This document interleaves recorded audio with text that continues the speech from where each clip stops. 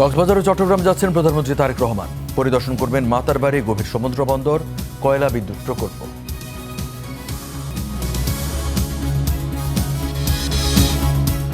রাষ্ট্রপতি নির্বাচনে অংশ নেবে জামায়াত। আজ 11 দলীয় জোটের বৈঠকে জোটগত প্রার্থীদের বিষয়ে সিদ্ধান্ত।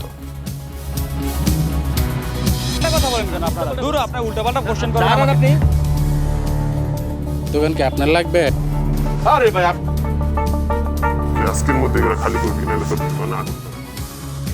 রাজধানী দিয়াবাড়িতে বিএনপির পরিচয়ে দখল বাণিজ্য, গাছ কেটে রাতারাতি দোকান তুলে কোটি কোটি টাকার চাঁদাবাজি। দল করে যারা সবাই আমাদের ক্লোজ, এটা ঠিক, কিন্তু দলের এক চুল পরিমাণ ক্ষতি হবে এরকম কাজ যারা করবে, জনগণের অকল্যাণ হবে এরকম কাজ কারা করবে, ব্যক্তিগতভাবে আপনি খোঁজ খবর নিয়ে দেখেন তাকে আমি আর চিনি না, সে যাই হোক। 265 কোটি খরচের পরেও রেলে সার পরিবহনে নেই আশার আলো। পরিকল্পনা কাগজেই বন্দী, জবাবদিহিতা বাড়ানোর পরামর্শ বিশেষজ্ঞদের। সড়ক মহাসড়কে মরণ ফাঁদ, প্রতিদিনই ঝরছে প্রাণ। 60% দুর্ঘটনার কারণ একই, সমন্বিত উদ্যোগের পরামর্শ। হরমুজ প্রণালী খুলতে ক্ষতিপূরণ ও অবরোধ প্রত্যাহারের শর্ত ইরানের। সর্বোচ্চ নেতা মুজতবা খামেনির ভিডিও ঘিরে আলোচনার ঝড়। স্বাগত স্টার নিউজের সাথে আছে রঞ্জিত বেকার। এতক্ষণ দেখছিলেন সংবাদ শিরোনাম। একদিনের সফরে আজ কক্সবাজার ও চট্টগ্রাম যাচ্ছেন প্রধানমন্ত্রী তারেক রহমান। সফরের শুরুতে সকাল 10:30টায় মাতারবাড়ি গভীর সমুদ্র বন্দর, কয়লা বিদ্যুৎ প্রকল্প এবং মহেশখালী সমন্বিত উন্নয়ন কর্তৃপক্ষের কার্যক্রম পরিদর্শন করবেন প্রধানমন্ত্রী। পরে চট্টগ্রামের পশ্চিম বাঁশখালী উচ্চ বিদ্যালয় মাঠে উদ্বোধন করবেন বন্যায় ক্ষতিগ্রস্তদের পুনর্বাসন কার্যক্রম। এছাড়া দুপুরে ফটিকছড়িতে হেফাজত আমির মহিবুল্লাহ বাবুনগরীর সাথে সৌজন্য সাক্ষাতের কথা রয়েছে প্রধানমন্ত্রীর। সফরের শেষে রাতে চট্টগ্রামের রেডিসন হোটেলে দলীয় সভায় যোগ দেবেন প্রধানমন্ত্রী।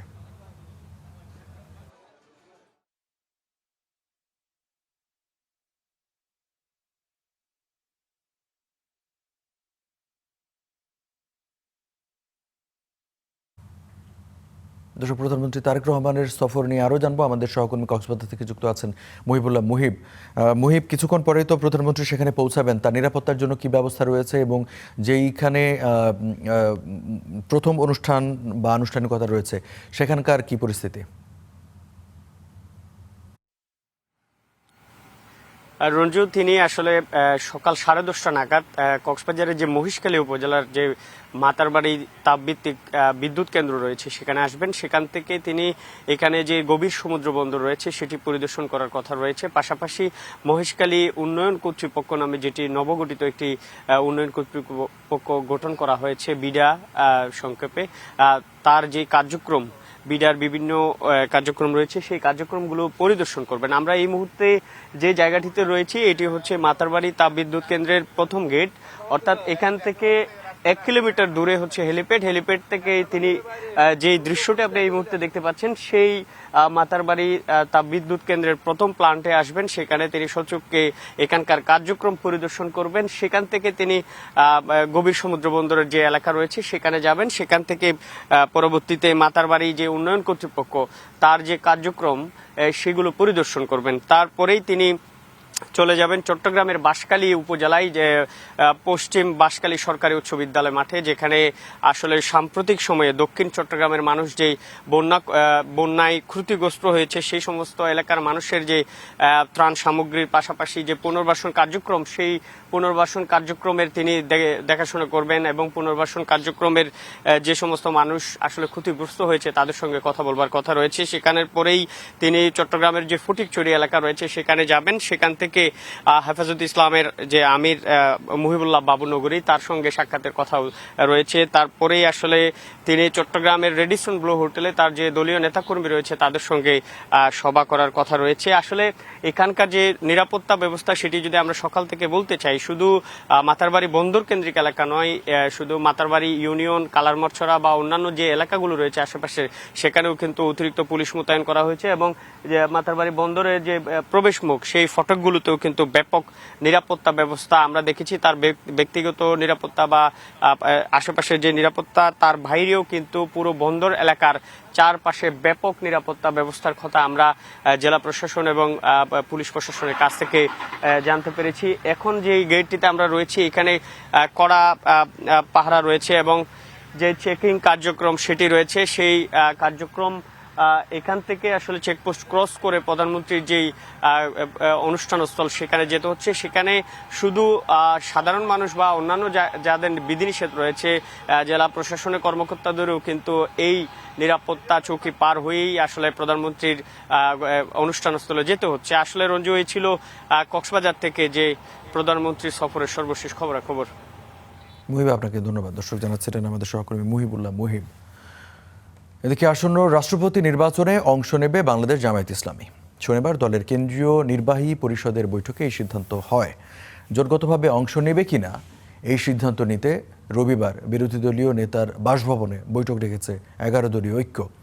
শনিবার সন্ধ্যা 7টায় জামায়াতের কেন্দ্রীয় কার্যালয়ে অনুষ্ঠিত দলের কেন্দ্রীয় নির্বাহী পরিষদের বৈঠকে এই সিদ্ধান্ত গ্রহণ করা হয়। জামায়াত আমির ও বিরোধী দলীয় নেতা শফিকুর রহমানের সভাপতিত্বে অনুষ্ঠিত এই বৈঠকে আরও উপস্থিত ছিলেন সংগঠনের সেক্রেটারি জেনারেল মিয়া গোলাম পরোয়ার সহ কেন্দ্রীয় নির্বাহী পরিষদের সদস্যরা। বৈঠকের মূল এজেন্ডা ছিল আসন্ন রাষ্ট্রপতি নির্বাচন। এ বিষয়ে বিস্তারিত আলোচনার পর সর্বসম্মতভাবে সিদ্ধান্ত গৃহীত হয় যে বাংলাদেশ জামায়াতে ইসলামী আগামী রাষ্ট্রপতি নির্বাচনে অংশগ্রহণ করবে। বিরোধী দলীয় প্রার্থী মনোনয়ন ও চূড়ান্তকরণের বিষয়ে সিদ্ধান্ত নিতে আজ 11 দলীয় ঐক্যের একটি শীর্ষ বৈঠক আহ্বান করা হয়েছে। রাজধানীর দিয়াবাড়িতে সড়কের দুই পাশে সরকারি জমি দখল করে নির্বিচারে সেটা কাটা হয়েছে। সেখানে গাছ কাটা হয়েছে এবং শুধু প্রাণ প্রকৃতি ধ্বংস নয়, দখল করা ওই জমিতে রাতারাতি তোলা হয়েছে শত শত দোকান, যেখান থেকে আদায় করা হয় কোটি কোটি টাকা। এই পুরো দখল সিন্ডিকেটের মূলে রয়েছেন বিএনপি ও এর অঙ্গ সংগঠনের একাধিক নেতা। আলামিনের বিশেষ অনুসন্ধান। ক্যামেরায় ছিলেন নিয়াজ আজিজ ও সাবিত হাসান লিটন।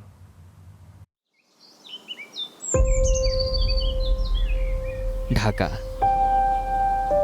450 বছরের পুরনো এই শহরের ফুসফুস যখন প্রতিদিন একটু একটু করে ছোট হচ্ছে, উত্তরার দিয়াবাড়ি ছিল এক টুকরো খোলা নিঃশ্বাস।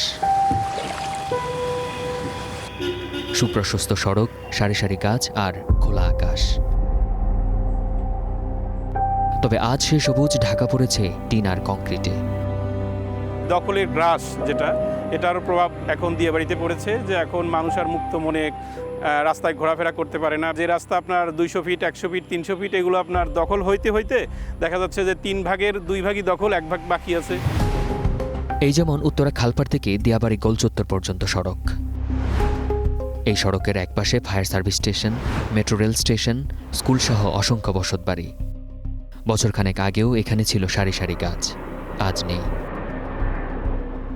রাতের অন্ধকারে নির্বিচারে গাছ কেটে গড়ে তোলা হয়েছে বিশাল এক বাণিজ্যিক সাম্রাজ্য। প্রতিদিন তার খেসারত দিচ্ছেন হাজার হাজার মানুষ।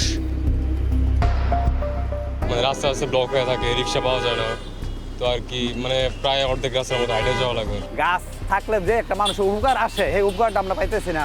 আপনার মেট্রো স্টেশন পর্যন্ত চলে যায় ভিড়, যানজটের কারণে।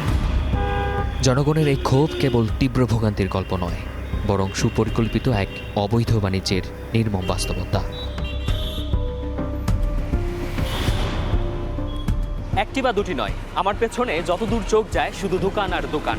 এখানে সরকারি জমি দখল করে গড়ে তোলা হয়েছে প্রায় 3 শতাধিক স্থায়ী স্থাপনা, যেখান থেকে প্রতি মাসে ভাড়া বাবদ আদায় করা হচ্ছে কোটি টাকার বেশি।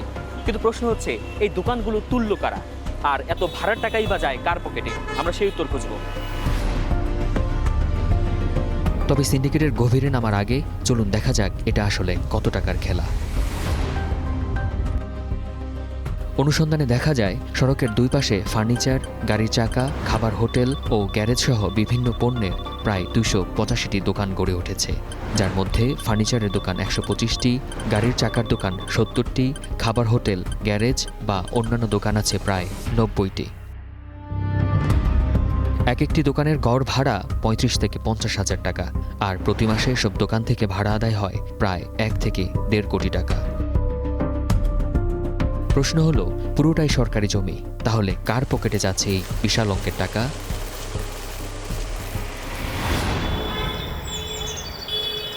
উত্তর খুঁজতে আমরা মুখোমুখি হই দোকানিদের। দোকান তুললেন কেমন? এটা তো সরকারি। আমি নিজেও জানি না কেমনে তুলছে। আপনার বাকি তর্ক করে আমি কথাই কম না আপনার ভিডিও করেন না, পারমিশন নিয়ে ভিডিও করতে হয় কারণ তাহলে আপনি ঠিক আছে, আপনি সাংবাদিক জট করে আইসা ভিডিও করবেন। কিন্তু ক্যামেরা দেখেই মুখ লুকান অনেকে। আমি সাংবাদিক। আমরা ভাই একটু কথা বলি, তাহলে দাঁড়ান।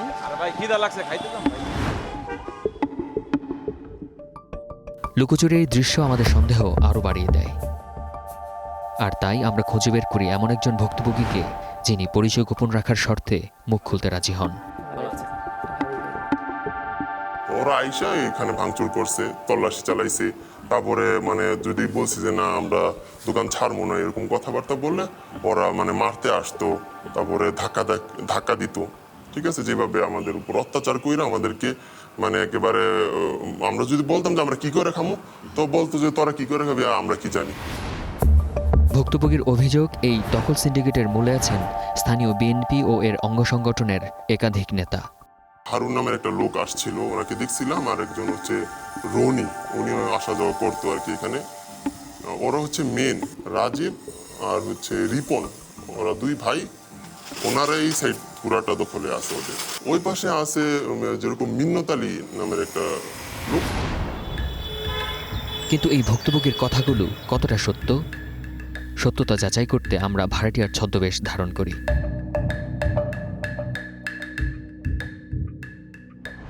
আমাদের প্রথম লক্ষ্য স্থানীয় বিএনপি নেতা মিন্নাত আলী ও তার সহযোগী ইমরান।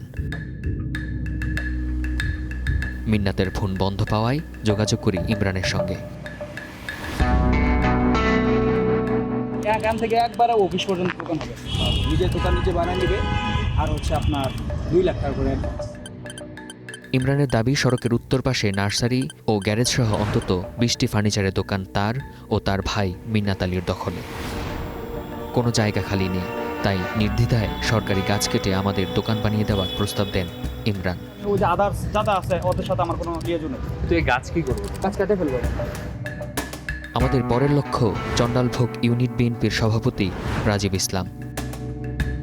ভাড়াটিয়া সেজে পৌঁছায় তার নির্ধারিত ঠিকানায়। তার বিরুদ্ধেও সরকারি জমি দখলের অভিযোগ।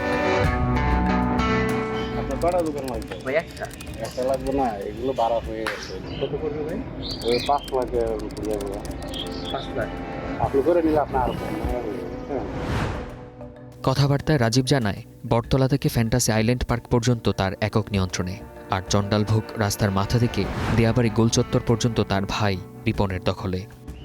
আমার আছে 27টা, আর ওই জায়গায় তোমার ভাই আছে, ওর ভাইয়ের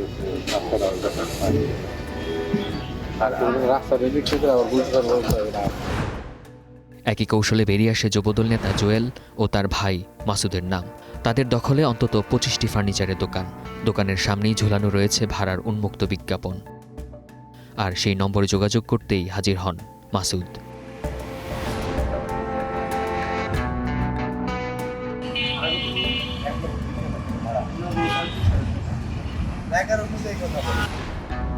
ইমরান, রাজীব, মাসুদ সহ সকল দোকানিদের ভাষ্যমতে এই পুরো দখল সাম্রাজ্যের মূল নিয়ন্ত্রণ তুরাগ থানা ছাত্রদলের সাবেক যুগ্ম সাধারণ সম্পাদক হারুন রহমানের হাতে। প্রতি মাসে দোকান ভাড়া ও অগ্রিম বাবদ আদায়কৃত টাকার বড় অংশ যায় তার পকেটে।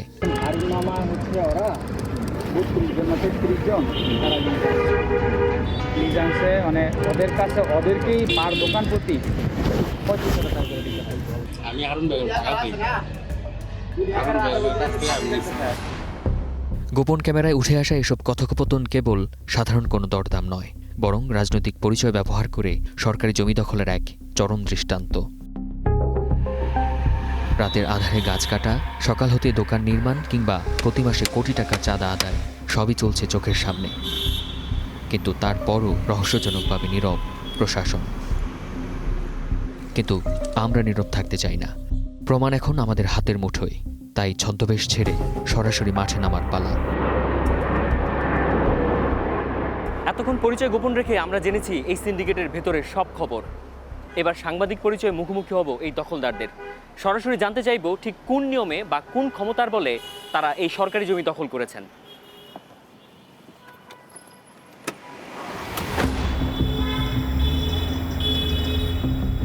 আবারও শুরুতে যেতে চাই মিন্নাত আলীর ভাই ইমরানের কাছে।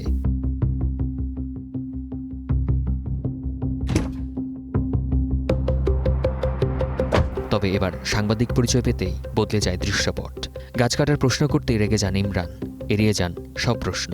গাছ কাটছেন আপনি কতগুলো? না না গাছ কাটা অবশ্যই কাটছেন। আপনি আবার বলছেন দাঁড়ান, উল্টাপাল্টা কথা বলেন। আমি উল্টাপাল্টা দূর, বলছি। আপনি উল্টাপাল্টা না, প্রশ্ন করেন। দাঁড়ান আপনি। না, আপনার সাথে আমি কি কথা বলবো? না, আমি আমার কথা শেষ করতে দেন। লোক আসছে। না আপনি একটা আপনি প্রথমেই তো কোশ্চেনটা না, দাঁড়ান দিলে কথা বলি। ভাই যা। সামনে আসেন। ভাই কথা বলবো একটু। ইমরানের কাছ থেকে কোনো সদুত্তর না পেয়ে আমাদের পরের গন্তব্য তুরাগ থানা যুবদল নেতা জোয়েল ও তার ভাই মাসুদ। আমাদের উপস্থিতি টের পেয়ে মুহূর্তে সটকে পড়েন দুই ভাই। মুঠোফোনে কল করা হলেও কোনো সাড়া মেলেনি। শেষ চেষ্টা হিসাবে আমরা হাজির হই তাদের কার্যালয়ে। সেখানেও মেলেনি কারো দেখা। উল্টো আমাদের দেখে তড়িঘড়ি অফিস তালা মেরে পালিয়ে যান পিওনো। আরে দোকান দিছে যে এখানে জুয়েল, বিএনপির ছাত্র দলের। এইটা ভাইয়া এদিকে সব। এই ছেলে, এটাই জুয়েলের অফিস। মূলত এখানে জুয়েল বসে। কিছুক্ষণ আগে ওটা খোলা ছিল। যখনই সাংবাদিক আসার পরিচয় পেল, তারা এখান থেকে পালিয়ে গেছে। আমাদের এবারের গন্তব্য সিন্ডিকেটের আরেক প্রভাবশালী রাজীব ইসলাম। দিয়াবাড়ি মসজিদের পাশেই তার বাড়ি। বাড়িটিতে গিয়ে তাকে পাওয়া যায়নি। সাংবাদিক পরিচয় একাধিকবার কল করা হলেও তিনি কোনো সাড়া দেননি। পরে গোপন তথ্যের ভিত্তিতে আমরা সরাসরি হাজির হই তার কার্যালয়ে। এবার রাজীবের দেখা মিলে, কিন্তু সরকারি জমি দখল আর গাছ কাটা নিয়ে প্রশ্ন করতেই ক্ষিপ্ত হয়ে ওঠেন রাজীব। দোকান কি আপনার লাগবে? না, লাগলে আপনি নিয়ে যান। কথা তো শেষ হলো না ভাই। ভাই কথা শেষ হয় নাই তো। এক পর্যায়ে কোনো প্রশ্নের উত্তর না দিয়েই কার্যালয়ে ঢুকে দরজা বন্ধ করে দেন। মাঠ পর্যায়ে এমন লুকোচুরির পর আমাদের মূল গন্তব্য এই সিন্ডিকেটের মূল হোতা হারুন রহমান। বক্তব্য জানতে চেয়ে 2 দিন যোগাযোগের চেষ্টা করলেও তিনি ধরা দেননি। আপনি তো কালকেও বলছিলেন সময় দিবেন, দিলেন না তো। ভাই আপনার সাথে তো আমার সময় দেওয়ার কোনো কথা না। অবশেষে তার বাড়ির উদ্দেশ্যে রওনা হই আমরা। ক্যামেরা দেখে মুখে মাস্ক পরে কৌশলে কেটে পড়ার চেষ্টা করেন হারুন। তবে সুযোগ না দিয়ে সরাসরি তার মুখোমুখি হই আমরা।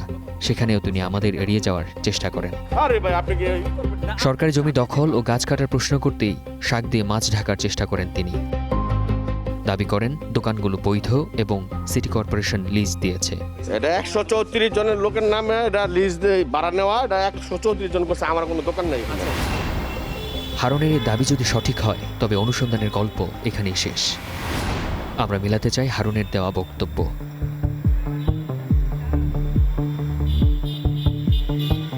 হাজির হই ঢাকা উত্তর সিটি কর্পোরেশন কার্যালয়ে।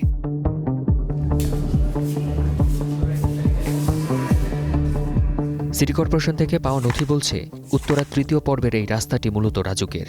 এটির সৌন্দর্য বর্ধন ও রক্ষণাবেক্ষণের জন্য ঢাকা উত্তর সিটি কর্পোরেশনকে দেওয়া হয়েছিল। কিন্তু সিটি কর্পোরেশন সৌন্দর্য বর্ধনের বদলে গত 30 অক্টোবর 100 বর্গফুট আয়তনের 134টি অস্থায়ী ফুডকোর্টের অনুমোদন দেয়। তবে ফুডকোর্টের শর্ত ভেঙে রাতারাতি গাছ কেটে বানানো হয় ফার্নিচার মার্কেট। বিষয়টিকে অনিয়ম হিসেবে চিহ্নিত করে একই বছর সেই অনুমোদন বাতিল করে সিটি কর্পোরেশন।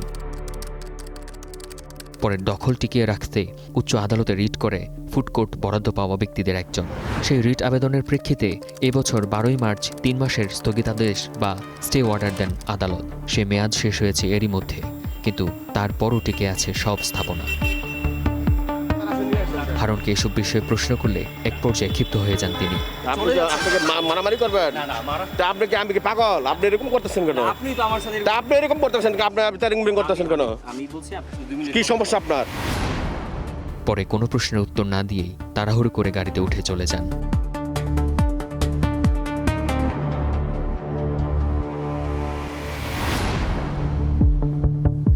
এসব অবৈধ স্থাপনা টিকল কিভাবে? রাজুকের চেয়ারম্যানের কাছে জানতে চাইলে শুরুতেই তিনি শোনান রিটের সেই চেনা অজুহাত।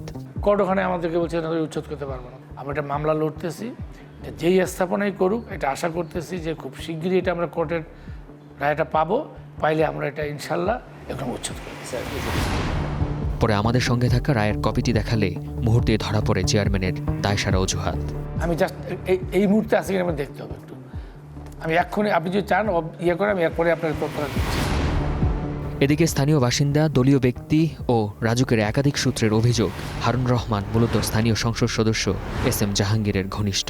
আর সেই রাজনৈতিক প্রভাবকে ঢাল বানিয়েই সরকারি জমিতে গড়ে তুলেছেন এই বিশাল বাণিজ্যিক সাম্রাজ্য। এসব অভিযোগ আর রাজনৈতিক আশ্রয়ের বিষয়ে সত্যতা জানতে আমরা মুখোমুখি হই SM জাহাঙ্গীরের। আপনার প্রশ্রয়ে তারা এই কাজগুলো করছে, হারুন, তারপর রনি, জুয়েল, এই কাজগুলো করছে। হ্যাঁ, এখানে ধরেন আমি একটা দল করি, তাই না? আমার সাথে এই দলের অনেক ধরনের নেতাকর্মীর সাথে সম্পর্ক থাকে। আমি যাকে চিনি সেও আমার সাথে ছবি তোলে, আমি যাকে না চিনি সেও আমার সাথে ছবি তোলে। দল করে যারা সবাই আমাদের ক্লোজ, এটা ঠিক, কিন্তু দলের এক চুল পরিমাণ ক্ষতি হবে এরকম কাজ যারা করবে, জনগণের অকল্যাণ হবে এরকম কাজ কারা করবে, ব্যক্তিগতভাবে আপনি খোঁজ খবর নিয়ে দেখেন, তাকে আমি আর চিনি না, সে যাই হোক।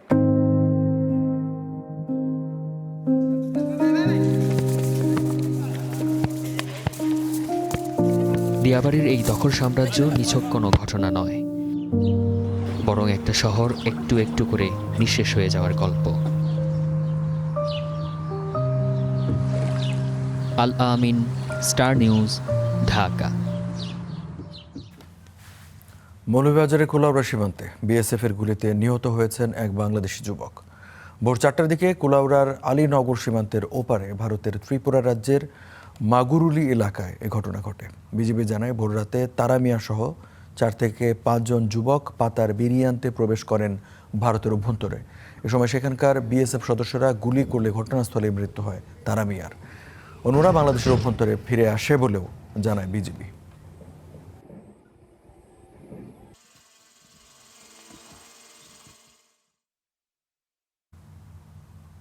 $265 কোটি টাকার বেশি অগ্রিম পরিশোধ। উদ্দেশ্য ছিল সার কারখানার সঙ্গে রেল সংযোগ স্থাপন করে দেশের বিভিন্ন অঞ্চলে কম খরচে ইউরিয়া সার পৌঁছে দেয়া। কিন্তু 6 বছর পেরিয়ে গেলেও দৃশ্যমান হয়নি রেললাইন নির্মাণের কাজ। ফলে যে 40% সার রেলপথে পরিবহনের পরিকল্পনা ছিল তা এখনও সড়কপথে বাড়তি খরচে পরিবহন হচ্ছে। বিস্তারিত মাহবুল ইসলামের প্রতিবেদনে।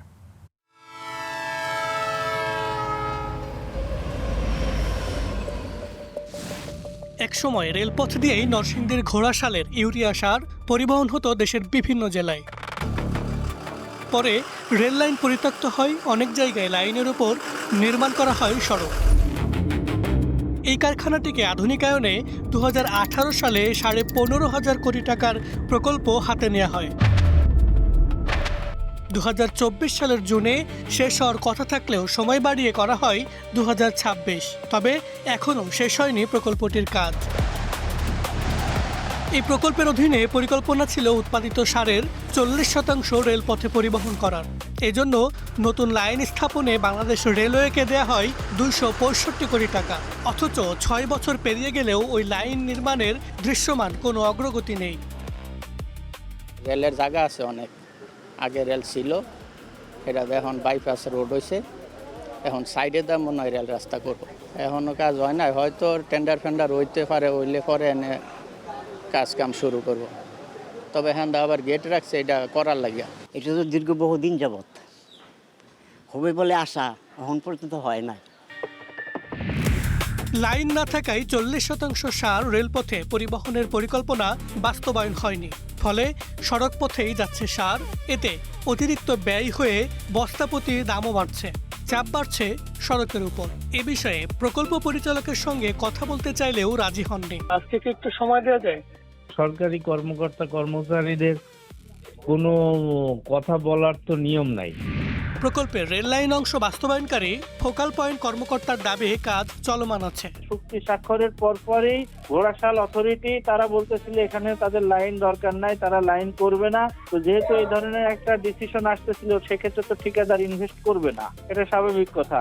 এই জন্য ঠিকাদার দেখতেছিল যে ফাইনাল ডিসিশনটা কি হয়। কিছুদিন আগে হয়তো 3-4 মাস 5 মাস আগে আমরা জানতে পেরেছি না তারা এই কাজটা করাবে। এখন আমাদের ঠিকাদার কাজ করতেছে, ফিল্ডে আপনি গেলে দেখবেন যে কাজ চলছে।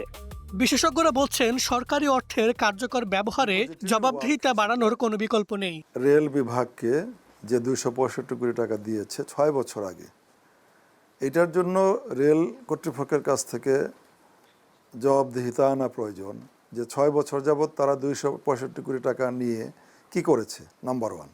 দ্বিতীয়ত হচ্ছে কী কারণে তারা এর মধ্যে কাজ শুরু করতে পারেনি, এতদিনে তো শেষ হয়ে যাওয়ার কথা। আরেকটা দিক আছে, এই 265 কোটি টাকা যদি 6 বছর ব্যাংকে রেখে দেওয়া হয়, সেখানে কিন্তু বিপুল পরিমাণের ইন্টারেস্ট আসবে। সেটাও হিসাব করে প্রয়োজনে রেল কর্তৃপক্ষের কাছ থেকে সেটার হিসাব নিতে হবে। এই প্রকল্প বাস্তবায়ন হলে কৃষকরা যেমন কম মূল্যে সার পাবে, তেমনি দেশের খাদ্য নিরাপত্তা নিশ্চিতেও ভূমিকা রাখবে বলে মনে করছেন বিশেষজ্ঞরা। মাহাবুল ইসলাম, স্টার নিউজ, ঢাকা। দেশের সড়ক মহাসড়ক পরিণত হয়েছে মরণ ফাঁদে। প্রায় প্রতিদিনই ঘটছে দুর্ঘটনা, দীর্ঘ হচ্ছে মৃত্যুর মিছিল। কেউ দুষছেন বেপরোয়া গাড়ি চালানোকে, কেউ বা মহাসড়কে থ্রি হুইলারের দৌরাত্ম্যকে। আর ফিটনেসবিহীন এবং অবৈধ যান চলাচল নিয়ন্ত্রণে জনবল সংকটের কথা জানায় হাইওয়ে পুলিশ। তবে বিশেষজ্ঞরা বলছেন, দেশের মোট দুর্ঘটনার প্রায় 60% কারণ প্রায় একই, যার সমাধানের প্রয়োজন সমন্বিত উদ্যোগ। গেল শুক্রবার সাপ্তাহিক ছুটির দিনে সড়কে ঝরে 19 প্রাণ। এর মধ্যে সিলেটে 2 বাসের সংঘর্ষে 9 জন, আর বগুড়ায় নিয়ন্ত্রণ হারিয়ে বৈদ্যুতিক খুঁটিতে ধাক্কায় নিহত হন 7 জন। সারা দেশে প্রায় প্রতিদিনই এভাবে দীর্ঘ হচ্ছে প্রাণহানির তালিকা। কিন্তু কেন এই দুর্ঘটনা? চালকদের অভিযোগ, মহাসড়কে সিএনজি চালিত অটোরিকশা বা 3 চাকার বাহনের কারণেই অহরহ ঘটছে দুর্ঘটনা। দায় চাপান তুলনামূলক ছোট বাহনগুলোর প্রতি। অটো মাহিন্দ্রা সিএনজি এদের জ্বালায় রাস্তায় চলার মতো কোনো সিস্টেম নাই, গাড়ির কোনো রুলস এরা বোঝে না, যে হ্যান্ডে মন চায় হ্যান্ডে ঢুকাই দেয়। অটো উঠে যাবে, বাড়ির থেকে রাস্তা উঠবে, মেন রাস্তা উঠবে, হ্যাঁ দেখবে না, ডাইন বাম খেয়াল করবে না, দুর্ঘটনা ঘটতেই পারে। আর ছোট যানবাহনের চালকরা বলছেন, বড় যানবাহনের চালকদের বেপরোয়া মনোভাব ও ভাঙ্গাচোরা সড়কেই ঘটছে দুর্ঘটনা। এই হাইওয়েতে হলে আপনার 80 উপরে টানতে নিষেধ, তারা এখানে 120 গতিতে গাড়ি টানতেছে, এই কারণে অ্যাক্সিডেন্টগুলো ঘটতেছে। ডানে বামে বাঁক আছে না রাস্তা, বাঁকের মধ্যে ওরা ওভারটেক করতে যায় ওভার স্পিডে, এইসব কারণে অ্যাক্সিডেন্টটা মূলত। যানবাহনের চালকরা একে অপরের উপর দায় দিলেও দিন শেষে সবচেয়ে বেশি ক্ষতিগ্রস্ত হন পথচারী আর আরোহীরা। তারা বলছেন, দুর্বল ট্রাফিক ব্যবস্থা, নিয়ম না মানা, অতিরিক্ত গতি আর প্রশাসনের দুর্বলতায় ঘটছে দুর্ঘটনা। রাস্তাটা যে বেশি একটা জায়গা ভাঙা না, কিন্তু এই অল্প জায়গাটা যদি ঠিক করে দিত, তাহলে হাজার হাজার মানুষের কষ্টের লাঘব হতো। সরকারের কাছে একটি দৃষ্টি আকর্ষণ করছি, তারা যারা ওভার স্পিড গাড়ি চালাচ্ছে তাদেরকে অটো মামলা দেওয়া দরকার। দুর্বল ব্যবস্থাপনার কথা স্বীকার করেন মহাসড়কের নিরাপত্তার দায়িত্বে থাকা হাইওয়ে পুলিশের কর্মকর্তাও। জানান, একই সড়কে 3 ও 4 হুইলার চলাচল দুর্ঘটনার অন্যতম কারণ। তবে ফিটনেসবিহীন এবং অবৈধ যান চলাচল নিয়ন্ত্রণে তাদের জনবল সংকটের কথাও জানান।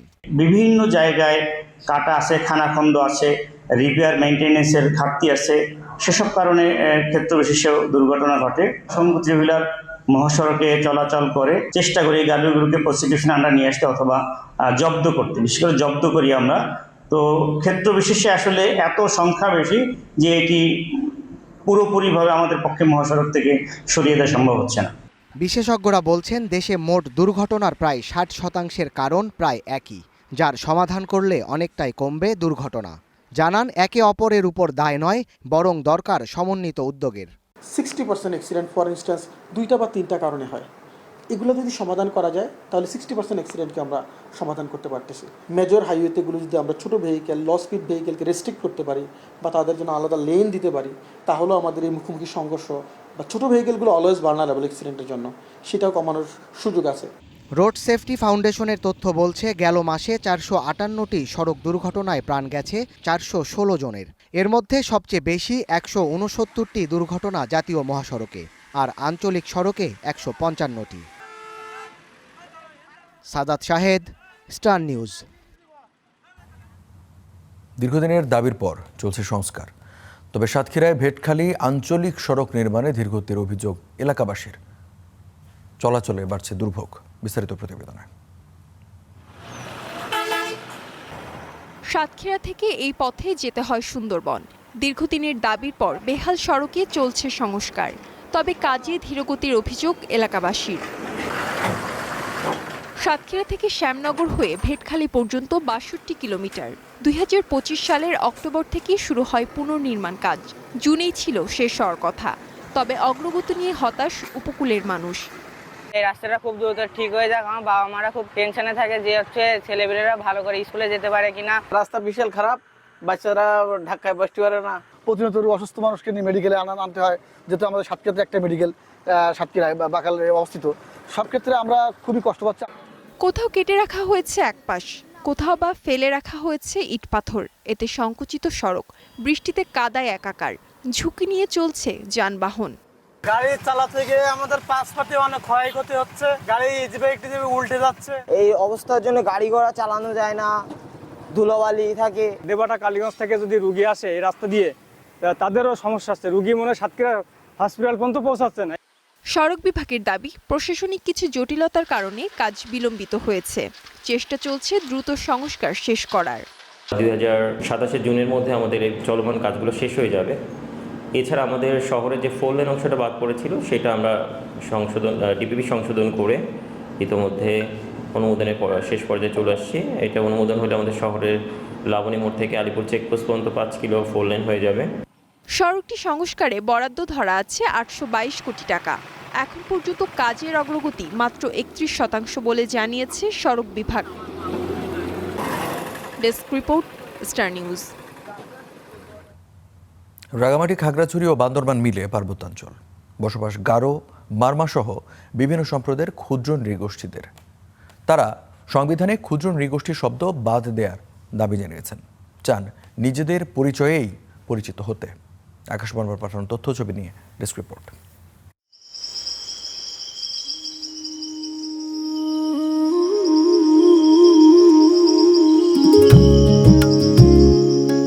মেঘে ঢাকা সারি সারি পাহাড়, চারপাশে তার মোহনীয় রূপ। এই প্রকৃতির বুক জুড়ে বৈচিত্র্যময় জেলা বান্দরবান। বসবাস 12টি ক্ষুদ্র নৃগোষ্ঠীর মানুষের। প্রতিটি জনগোষ্ঠীর রয়েছে নিজস্ব ভাষা, সংস্কৃতি, উৎসব এবং প্রাচীন ঐতিহ্য। 9 আগস্ট আন্তর্জাতিক আদিবাসী দিবস। অধিকার রক্ষা, সংস্কৃতি ও ঐতিহ্য সংরক্ষণে জাতিসংঘ দিনটি নির্ধারণ করেছে। দিবস ঘিরে পার্বত্যাঞ্চলেও আলোচনা সভাসহ থাকে নানা কর্মসূচি। আমাদের ভাষা, আমাদের পোশাক, আমাদের সংস্কৃতি, এগুলো হচ্ছে আমাদের সবচেয়ে বড় পরিচয়। বাংলাদেশের সাংবিধানিক অধিকারের মধ্যে যা আছে সেটার মধ্য দিয়ে যেন আদিবাসীদের অধিকার রক্ষা করা হয়।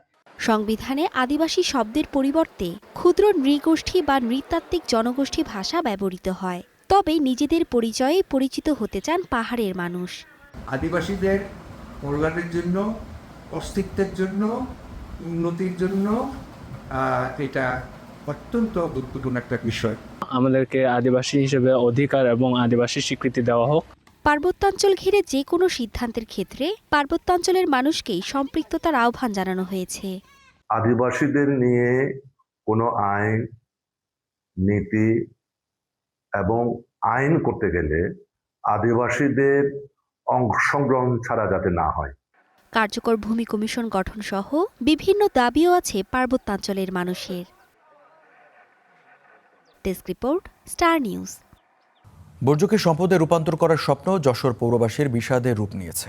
মুখ থুবড়ে পড়েছে 2018 সালে চালু হওয়া দেশের প্রথম সমন্বিত বর্জ্য ব্যবস্থাপনা প্ল্যান্টটি। শহরের অলিগলিতে জমছে বাসাবাড়ির বর্জ্যের স্তূপ। দুর্গন্ধ আর নোংরা পানির কারণে চরম স্বাস্থ্য ঝুঁকিতে দিন কাটাচ্ছেন প্ল্যান্ট এলাকার বাসিন্দারা। চারিদিকে শুধু আবর্জনার পাহাড়। বর্জ্যকে সম্পদে রূপান্তরের পরিকল্পনা নিয়ে চালু করা দেশের প্রথম সমন্বিত বর্জ্য ব্যবস্থাপনা প্ল্যান্টের বর্তমান চিত্র এটি। যশোর নড়াইল মহাসড়কের হামিদপুর সড়কের যাতায়াতকারী মানুষের নিত্যদিনের সঙ্গী এই অস্বাস্থ্যকর পরিবেশ। 2018 সালে শহরতলির ঝুমঝুমপুরে 13.25 একর জায়গার উপর প্রায় 50 কোটি টাকা ব্যয়ে নির্মিত এই প্ল্যান্ট থেকে পরিকল্পনা ছিল পৌরসভার বাসাবাড়ির বর্জ্য প্রক্রিয়াজাত করে জৈব সার, বায়োগ্যাস ও বিদ্যুৎ উৎপাদনের। বর্তমানে সীমিত পরিসরে জৈব সার উৎপাদন হলেও বন্ধ আছে বায়োগ্যাস ও বিদ্যুৎ উৎপাদন। রাস্তাঘাটে যত্রতত্র ময়লা আবর্জনা পড়ে থাকতেছে, দুর্গন্ধে চলাফেরা করা যায় না। যশোরের যে পরিষ্কার পরিচ্ছন্ন করার যে একটা উদ্যোগ, যে উদ্যোগটা নেওয়া হয়েছে সেটা তো আসলে মুখ থুবড়ে পড়েছে। 2022 সালে 20 বছরের জন্য প্ল্যান্ট পরিচালনার দায়িত্ব পায় বর্জ্য ব্যবস্থাপনা প্রতিষ্ঠান দ্য স্কেট লিমিটেড। প্রতিষ্ঠানের পক্ষ থেকে জানানো হয়েছে প্রতিদিন প্রায় 80 টন বর্জ্য এখানে আনা হলেও আধুনিক প্রযুক্তির অভাব এবং বর্জ্য আলাদাকরণ জটিলতায় প্রতিদিনের উৎপাদিত বর্জ্যের মাত্র 15% প্রক্রিয়াজাত হচ্ছে। বায়োগ্যাস যে এখানে প্ল্যান্টটা আছে এটা আপনার ফাংশনাল, বাট আমরা অপারেশন করতেছি না, কারণ এর অপারেশন কস্ট অনেক হাই। এই জন্যই আমাদের রিসার্চ টিম এটা নিয়ে কাজ করতেছে যাতে এর উৎপাদন খরচটা কম করা যায়। লোকসান আর সংকট কাটাতে গত কয়েক বছর প্ল্যান্টটি বেসরকারি প্রতিষ্ঠানের কাছে ইজারা দেয়া হলেও কোনো সুফল পাওয়া যায়নি। উল্টো বর্জ্যের দুর্গন্ধ আর নোংরা পানি চারপাশে ছড়িয়ে পড়ায় আতঙ্কে দিন কাটাচ্ছেন এলাকাবাসী। ময়লা দুর্গন্ধ বিস্তৃত যে পানিটা আসে পুরো রাস্তা হয়ে আমাদের এলাকার ভিতরে ঢোকে, এই পুকুর মুকুরে মাছ টাছ সব মরে যাচ্ছে। এই পচা গন্ধ আর পচা পানি রাস্তার মধ্যে ঢেউ হয়ে আসে, মনে করেন যেখানে পায় মায় যেখানে যা লাগে চুলকনি পাঁচড়া ঘা হয়ে যাচ্ছে। সম্প্রতি স্থানীয় সরকার, পল্লী উন্নয়ন ও সমবায় প্রতিমন্ত্রী মীর শাহে আলম প্ল্যান্টটি পরিদর্শন করে দ্রুত পূর্ণ সক্ষমতায় চালুর আশ্বাস দেন। আর পৌর কর্তৃপক্ষ জানান, প্ল্যান্টটির গতি ফেরাতে নেওয়া হবে সকল উদ্যোগ। এত বড় একটি পরিবেশ বান্ধব প্রকল্পকে পরিবেশের জন্য কেন তারা ক্ষতির মুখে ফেললো, এটার জন্য তাদের জবাবদিহির আওতায় আনা হবে এবং তাদের বিরুদ্ধে আইনগত ব্যবস্থা নেওয়া হবে। যেগুলো করা দরকার সেগুলো একটা সিদ্ধান্ত হয়েছে, ভিতরের ইন্টারনাল রাস্তা এবং এই ময়লাটাকে আসলে ওখানে একটা প্লাস্টিক রিসাইক্লিং কিছু একটা করা যায় কিনা এবং এই ময়লাটাকে কীভাবে রিমুভ করা যাবে এর জন্য একটা বিশেষজ্ঞ কমিটি অলরেডি কাজ করছেন।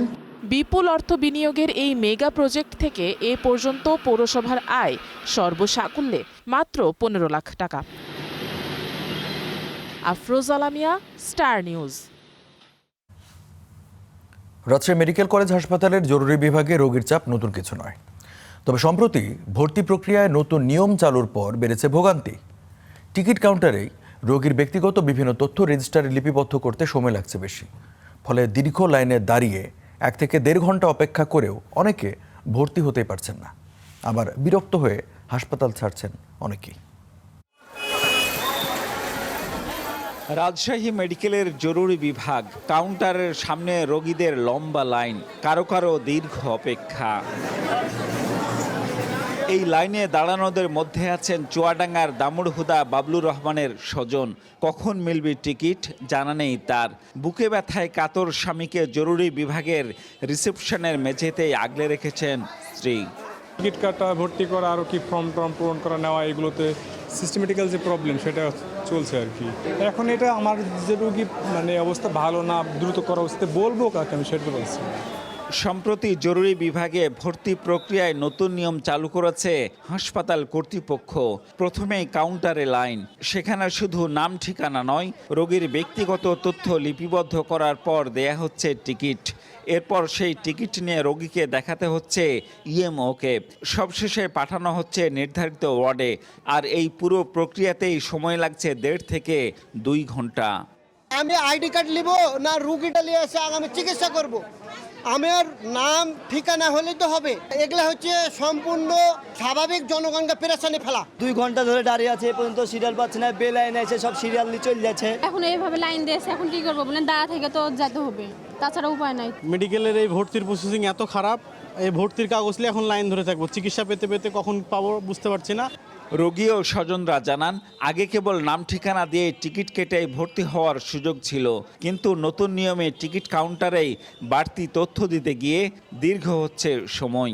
এতে রোগী নিয়ে বিপাকে পড়ছেন তারা। আপনাদেরকে কাউন্টার বাড়াতে হবে, লোক বাড়াতে হবে, নাহলে আমাদের রোগী তো মরে যাবে। সামনে আমরা কেউ কোথায় থেকে চিকিৎসা দেব? আমরা কতক্ষণ আমরা অসুস্থ রোগী নিয়ে দাঁড়িয়ে থাকবো বলতে পারেন? তারা আমাদের সেবা থেকে আমরা তো মরেই যাচ্ছে আরো বেশি। লাইনে দাঁড়িয়ে আছে আমার লোকজন, এখন পর্যন্ত পাইনি। রোগী খুব সিরিয়াস, বেডে কখন নিয়ে যাবো, চিকিৎসাটা দিব কখন? এখন যদি মারা যায় তাহলে আর দায়ভার কে নেবে?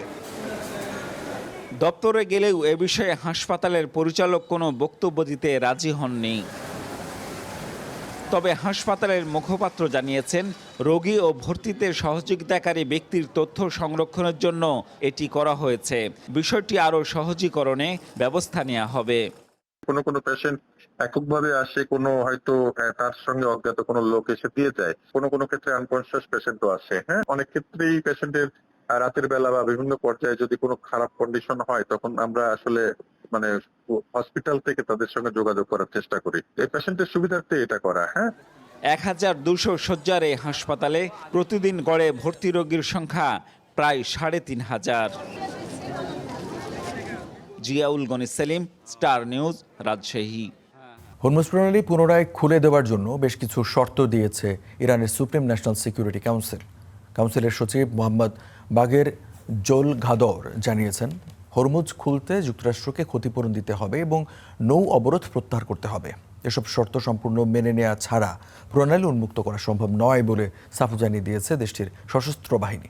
এদিকে ইরানের পররাষ্ট্রমন্ত্রী আব্বাস আরাগচি জানিয়েছেন, হরমুজ প্রণালীতে বিকল্প নৌপথ চালুর বিষয়ে ওমানের সঙ্গে একটি সাময়িক চুক্তির খুব কাছাকাছি রয়েছে তেহরান। এর মাঝে হরমুজ প্রণালীতে একটি তেলবাহী ট্যাঙ্কারে ইরান ক্ষেপণাস্ত্র হামলা চালিয়েছে বলে অভিযোগ তুলেছে সংযুক্ত আরব আমিরাত। এদিকে ইরানের পরমাণু কর্মসূচি পুরোপুরি ধ্বংস ও দেশটির সামরিক সক্ষমতা মারাত্মকভাবে ভেঙে দেওয়ার দাবি করেছেন মার্কিন ভাইস প্রেসিডেন্ট জেডি ভেন্স।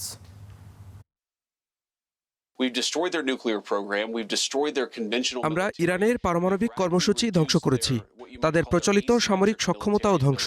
এখন আমরা দেখার চেষ্টা করছি যুক্তরাষ্ট্রের সঙ্গে আরও ভালো সম্পর্ক গড়ে তুলতে প্রয়োজনীয় দীর্ঘমেয়াদী পরিবর্তন আনতে তারা কতটা প্রস্তুত। তারা যদি তা নাও করে তাতেও আমাদের সমস্যা নেই, আমরা আমাদের পক্ষ থেকে যতটা সম্ভব চাপ প্রয়োগ করে যাব। টেলিগ্রাম ইরানের নতুন সর্বোচ্চ নেতা মোজতবা খামেনির একটি ভিডিও প্রকাশ করেছে দেশটির আধা সরকারি সংবাদ সংস্থা মেহের নিউজ এজেন্সি। এতে কয়েকজনের সঙ্গে কথা বলতে দেখা যায় তাকে, তবে ভিডিওটি কোথায় বা কখন ধারণ করা হয়েছে তা উল্লেখ করা হয়নি। ভিডিওটি ছড়িয়ে পড়ার পর তা নিয়ে বিতর্ক শুরু হয়েছে। সামাজিক যোগাযোগ মাধ্যম ব্যবহারকারীদের দাবি এটি কোমের একটি পুরনো বক্তৃতার ভিডিও, যা সম্পাদনা করে নতুন হিসেবে প্রচার করা হচ্ছে। গত 28 ফেব্রুয়ারি মার্কিন প্রেসিডেন্ট বা মার্কিন ইসরায়েলি হামলায় সাবেক সর্বোচ্চ নেতা আয়াতুল্লাহ আলী খামেনি নিহত হওয়ার পর তার ছেলে মুজতবা খামেনি ইরানের সর্বোচ্চ ধর্মীয় নেতার দায়িত্ব গ্রহণ করেন। তবে দায়িত্ব নেবার পর জনসম্মুখে আসেননি মুজতবা, তাই তার শারীরিক অবস্থা নিয়ে গুঞ্জন ওঠে। তবে এই ভিডিও প্রকাশের পর মুজতবার শারীরিক অবস্থা ও সত্যতা গোপন রাখা নিয়ে জল্পনা আরও বাড়িয়েছে।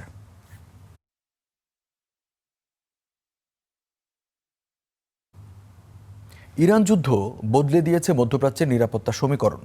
সৌদি আরব, তুরস্ক ও পাকিস্তানের মক্কা প্রতিরক্ষা চুক্তি সেই পরিবর্তনের ইঙ্গিত। যুক্তরাষ্ট্রের ওপর দীর্ঘদিনের নির্ভরতার পাশাপাশি এবার নিজেদের মধ্যে প্রতিরক্ষা সহযোগিতার নতুন কাঠামো গড়তে মধ্যপ্রাচ্যের দেশগুলোর চেষ্টা। এই চুক্তি কি বহুল প্রতীক্ষিত সুন্নি জোটের সূচনা নাকি কৌশলগত নিরাপত্তা বাড়ানোর চেষ্টা? মধ্যপ্রাচ্যের সমীকরণ পাল্টে দেওয়ার স্বপ্ন নিয়ে ইরানে হামলা চালিয়েছিল ইসরায়েল যুক্তরাষ্ট্র। লক্ষ্য ছিল তাদের হামলায় গুড়িয়ে যাবে ইরান, আর রক্তাক্ত ইরানের উদাহরণ দেখিয়ে মধ্যপ্রাচ্যে বৃহত্তর ইসরায়েলের মানচিত্র আঁকবে ওয়াশিংটন, তেল আবিব। সাথে থাকবে সৌদি আরব আমিরাত আর বাহরাইনের মতো বন্ধুরা। কিন্তু পাশার দান উল্টে দিল ইরান। যুদ্ধের 3 মাসে মধ্যপ্রাচ্যের 8টি দেশে ইরানের চালানো তাণ্ডব প্রমাণ করেছে নিজেদের ঘাঁটি রক্ষাতেই ব্যর্থ যুক্তরাষ্ট্র। বন্ধু দেশগুলোর নিরাপত্তা তো পরের প্রশ্ন। সৌদি, পাকিস্তান আর তুরস্কের মক্কা প্রতিরক্ষা চুক্তি মূলত মধ্যপ্রাচ্যে ইরান যুদ্ধ পরবর্তী নতুন বাস্তবতারই একটি বড় প্রতিফলন। তবে এর অর্থ যুক্তরাষ্ট্রকে উপেক্ষা করা নয়, বরং ওয়াশিংটনের ওপর নির্ভরতার পাশাপাশি নিজেদের রাস্তাটা নিজেরাই তৈরি করা। ইরানের বিরুদ্ধে যুক্তরাষ্ট্র ইসরায়েলের যুদ্ধের মধ্য দিয়ে মধ্যপ্রাচ্যের আঞ্চলিক ব্যবস্থা পুনর্গঠনে যে প্রক্রিয়া শুরু হয়েছে, মক্কা চুক্তি তার প্রথম বড় ভূরাজনৈতিক উদ্যোগগুলোর একটি। এর আসল গুরুত্বটা সামরিক জোটে নয়, বরং ওয়াশিংটনের উপর এককভাবে নির্ভর না করে আঞ্চলিক অংশীদারিত্ব বাড়ানো। 3 দেশের কিছু নিজস্ব বাস্তবতাও আছে। পাক আফগান সীমান্ত বিরোধ, আবার পাক ভারত উত্তেজনা। সৌদির নতুন বাস্তবতা হলো হুথি বিদ্রোহীদের হামলার মুখে তেল বাণিজ্য হুমকির মুখে পড়া, আবার ইরাকে থাকা ইরান সমর্থিত সশস্ত্র গোষ্ঠীগুলোর হুমকি। কুর্দিদের সাথে দীর্ঘ 4 দশকের সংঘাতের পাশাপাশি ইসরায়েলের হুমকির মুখে তুরস্ক। ইরানের পর আঙ্কারাকেই নতুন শত্রু বলে বিবেচনা করে তেল আবিব।